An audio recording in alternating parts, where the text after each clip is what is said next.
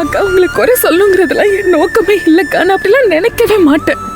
ஆனா இப்படி ஒரு சூழ்நிலையில நான் என்னக்கா பண்ணுவேன்? நீங்களும் பேசலண்ணா. இங்க இரு. அதெல்லாம் எதுவுமே இல்ல, அதெல்லாம் எதுவும் தேவையில்லை. முதல்ல நீ சாப்பிடு. நீ முதல்ல 2 வாய் சாப்பிடுன்னு சொல்றேன், பிறகு பேசுவோம். நான் இதை மட்டும் உங்களுக்கு தெளிவுபடுத்திடுறேன்க்கா.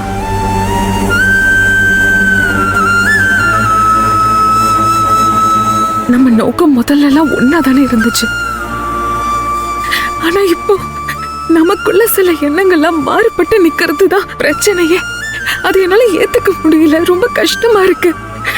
இதெல்லாம் உங்களுக்கு புரியுதா இல்லையான்னு புரியல எனக்கு. இங்காரு, இப்பவும் எந்த நோக்கமும் மாறல. எல்லாரோட முக்கியமான நோக்கம் என்ன தெரியுமா? நல்லது நடக்கணுங்கிறத. அந்த நல்லது எங்களால் நடக்குமான்னு தெரியல, ஆனா நடக்கும். அது கொஞ்சம் பொறுமையா தான் இருக்கணும். எனக்கு நம்பிக்கை இருக்கு. நீ அந்த நம்பிக்கை வச்சுக்க ஜனனி.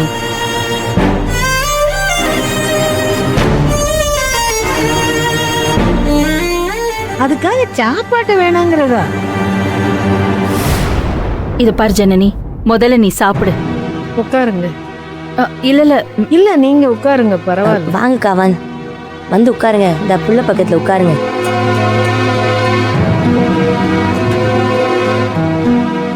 இது பாரு, எனக்கு உன்கிட்ட கருத்து வேறுபாடு இருக்கலாம், உனக்கும் என் மேல கோபம் இருக்கலாம். ஆனா இதையெல்லாம் தாண்டி நீ ஒரு குழந்தைய சுமந்துகிட்டு இருக்க.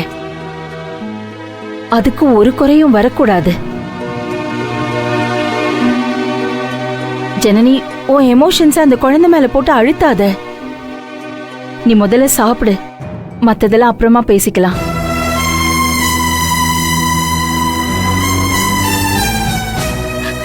எல்லாரும் சுத்தி சுத்தி குழந்தைன்னு குழந்தைய பத்தி மட்டும் பேசுறீங்க.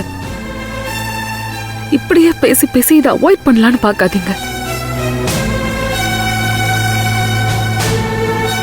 என் குழந்தை மேல எனக்கும் நிறைய அன்பு இருக்கு.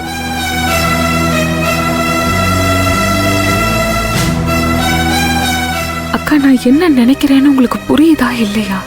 ஜனனி, நான் இப்பவும் சொல்றேன், நீ எதிர்த்து என்கிட்ட இந்த மாதிரி சண்டை போட்டா அந்த சண்டைக்குள்ள வித்தியாசத்தையும் உன் மேல வச்சிருக்கிற அன்புக்கான வித்தியாசத்தையும் என்னால உணர முடியும். ரெண்டையும் ஒன்னா போட்டு நான் குழப்பிக்க மாட்டேன். ஆனா எனக்கு உன் மேல கருத்து வேறுபாடு இருக்கு.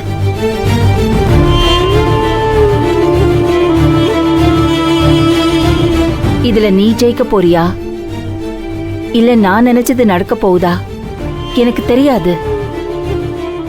ஆனா வேறுபாடு இருக்கு.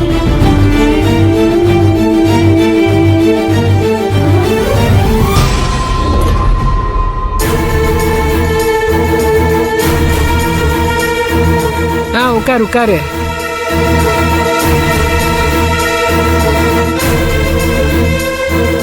இந்த அருங்கடி, நீங்க எல்லாம் ஒத்துமையா இருக்கிறதுல தான் எனக்கு சந்தோஷம். ஆனா அதுல இப்படி ஒரு சங்கடம் வரும்னு நான் நினைக்கவே இல்லை. நீங்க 4 பேரும் ரொம்ப நல்ல பொண்ணுங்க தான். ஆனா உங்களுக்குள்ளேயே ஒற்றுமை இல்லாம ஒருத்தர் ஒருத்தர் இப்படி ஏசிக்கிறது எனக்கு ரொம்ப சங்கடமா இருக்கு.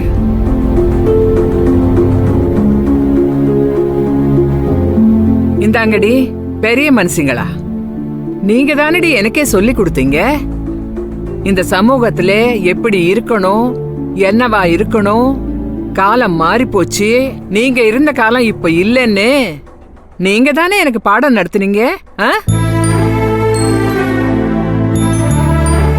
அது எல்லாத்தையும் புரிஞ்சுக்கிட்டு இப்ப நான் மாறி வர்றப்ப நீங்க இப்படி பிரிஞ்சு நிக்கிறது என்னால தாங்கிக்க முடியல.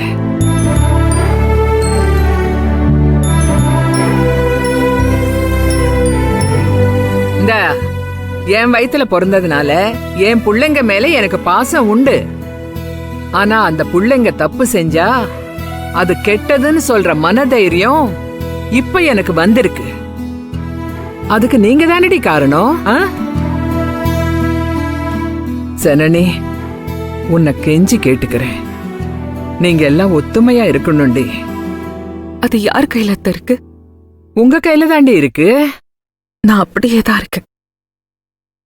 என்கிட்ட எந்த மாற்றமும் இல்ல.